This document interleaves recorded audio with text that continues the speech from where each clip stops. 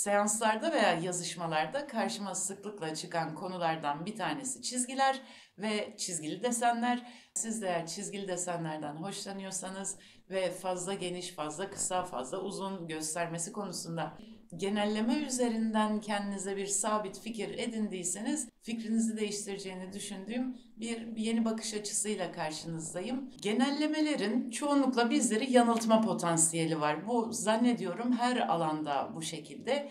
Belli bir durum için geçerli olan bir formülü diyelim, genellediğimiz zaman evet o özel durum için geçerliliğini korurken onun haricinde kalan durumlar için de tam tersi fiyasko, falso sonuçlar verebiliyor. Bizim mesleğimizde renk danışmanlığı mesleği de bu konuya çok güzel örnekler teşkil eden bir alan. Biz renk danışmanları arada bir şablonlar kullanıyoruz. Bu şablon önerileri ise genellemek maksatlı değil, bu şablonu nirenge almak ve onun sonrasında kişiye özel hale daha kısa sürede getirebilmek üzere kullanıyoruz. Genellemelerden kaçınmamız gerekiyor, evet. Fakat işin içine bir de renkler girdiğinde genellemelerden son sürat kaçınmamız gerekiyor.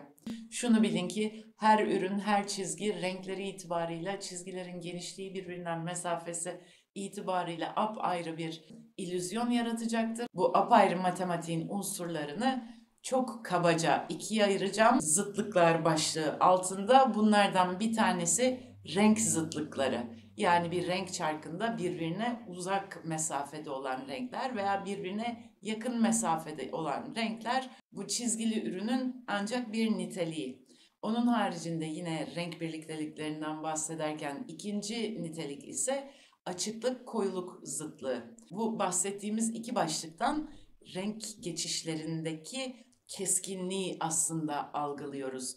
Bir üçüncü unsur olarak da ekleyebileceğimiz konu şu: çizgilerin arası dar mı, geniş mi? Çizgilerin kendisi dar mı, geniş mi? Dolayısıyla ezbere bir formülü sizlerle paylaşmak istemiyorum. Bizim de bunu tespit edebileceğimiz tek nokta ve bu işin en kestirme yolu şudur: bazen bakışımızı çok rahat takip edemiyor olabiliriz ama ona odaklandığımızda işimiz kolaylaşır. Yapacağımız şey şu: gözümüzü kapatıyoruz, ürün karşımızda, gözümüzü açtığımızda o çizgilerin istikametini, gözümüzün nasıl takip ettiğini izliyoruz. Gözümüzün aşağıdan yukarı, yukarıdan aşağı bir güzergah izlediğini fark ettiysek ayrı bir kategoriye koyuyoruz.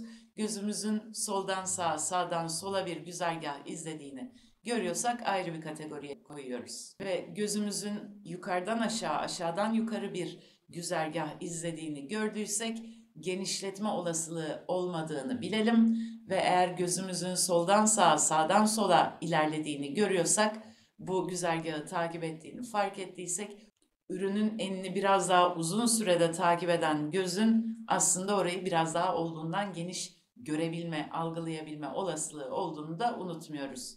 Bu kısacık videodan sonra dilerim aklınızda şüpheler yaratan çizgili ürününüze farklı bir gözle bakıp onun sizi olduğunuzdan daha ince kalın, olduğunuzdan daha kısa, uzun gösterip göstermeyeceğine dair daha tutarlı, daha sağlıklı bir fikir edineceksinizdir. İzlediğiniz için teşekkür ederim.